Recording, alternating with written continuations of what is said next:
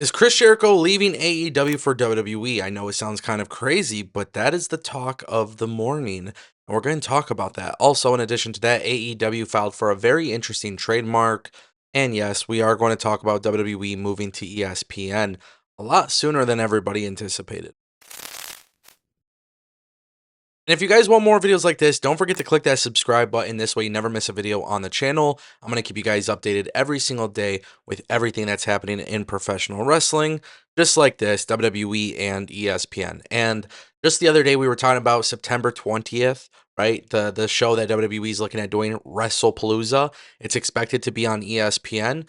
Well, now there's a new report that suggests WWE could be bringing all of their premium live events to ESPN this year instead of next year. Now, Brian Alvarez has come out and says that he's hearing that WWE may be moving forward with ESPN this year. And essentially, the reason for that is because WWE may have already fulfilled their Peacock deal. Of course, the deal with Peacock doesn't expire until next year, March of 2026. However, with WWE, they've done these 2 night pay per views, they've done all of these extra premium live events. And essentially, there is a possibility, especially because they added Evolution and stuff, there's a possibility that WWE may not actually have to um, stick around until next year.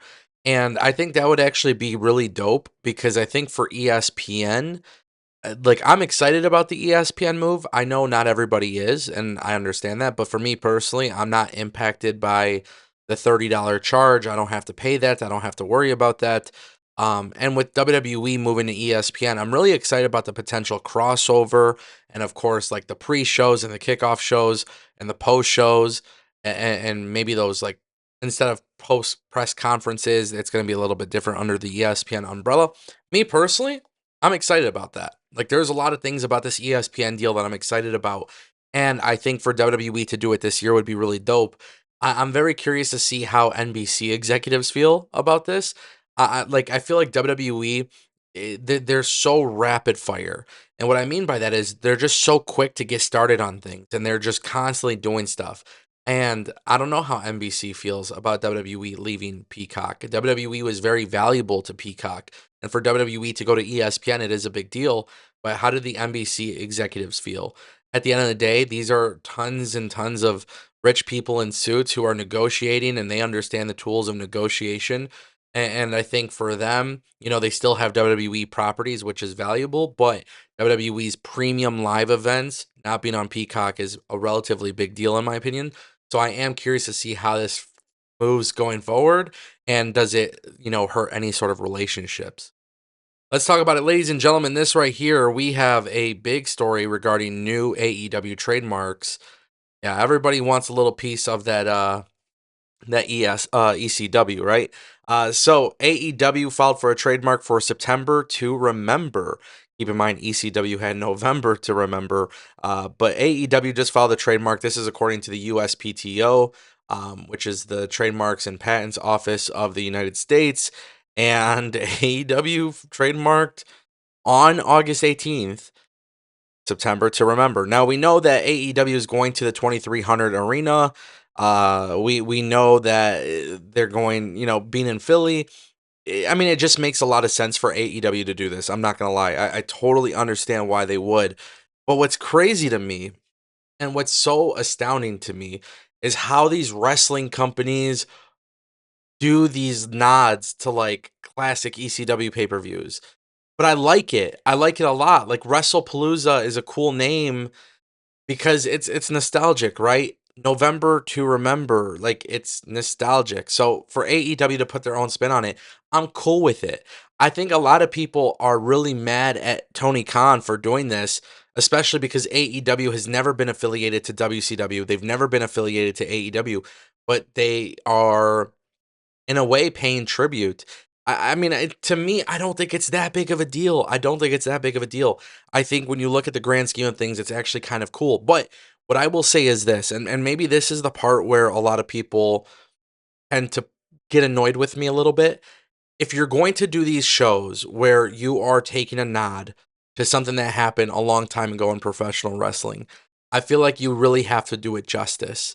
And sometimes, like even with NXT doing the ECW show that they did earlier in the year, like it's cool, And I get why you do it, but really what's coming after that? It's your follow-up. It's you can't rely too much on the nostalgia because it's gonna put you to sleep if you don't do anything good. And that's the problem. That's genuinely the problem. If you don't have a good follow-up plan, all these cool little things don't really matter. So like WrestlePalooza for WWE, yeah, it's a PLE name, and September to Remember, whatever AEW does with that, it's probably a special show for Dynamite. Like it doesn't really matter what you're doing. It's just have something in the works for after. And that's really the important thing. And that applies to WWE, that applies to AEW, that applies to TNA, GCW, NWA. You want to rely on nostalgia? Cool, but do something to get people invested in for after the show because you will pop a rating. You will get a good reaction, but after that, what else happens? And that brings us to our final topic, ladies and gentlemen. Is Chris Jericho returning to WWE? Well, this is absolutely insane. I didn't think we would genuinely be talking about this. Psych, I lied. I've been telling you guys for a while now that I think Chris Jericho's time in AEW is up. And look, there's no confirmation here, but I'm going to drop the report. I'm going to tell you guys what I think about it, and we'll go from there. So basically, Dave Meltzer is reporting that there's been a lot of talk detailing backstage within AEW and WWE that the possibility of Chris Jericho returning to the WWE is very, very likely after his AEW contract expires this year. Now, according to the report, there's been a lot of discussion about this, and there's a lot of talk about Chris Jericho in WWE, and then as well as talk in AEW about it. People are speculating that it's going to happen for the Royal Rumble in 2026, but nobody will obviously confirm anything. Now, this is not really out of the realm of things because Chris Jericho did go to Instagram and he's liking posts about him returning to WWE. So he obviously adds fuel to the fire. Now, what I will say is this, because I think a lot of people may not actually understand how I genuinely feel about Chris Jericho. Chris Jericho is probably on my Mount Rushmore. Chris Jericho always finds a way to adapt. Chris Jericho will always be considered one of my GOATs. Not my number one GOAT, but he'll always be considered one of my GOATs. Now, with that being said, it's very important that I mention that Chris Jericho, towards the end of AEW, right now, as it stands, has not been that exciting to watch. AEW doesn't need Chris Jericho anymore. That is a compliment to AEW. They don't need him anymore, so it's not a big deal to keep him. Chris Jericho came in, he established AEW, he really helped AEW, he gave them credibility. At this point, his work is done. Now, Chris Jericho going to WWE should not be a full-time thing.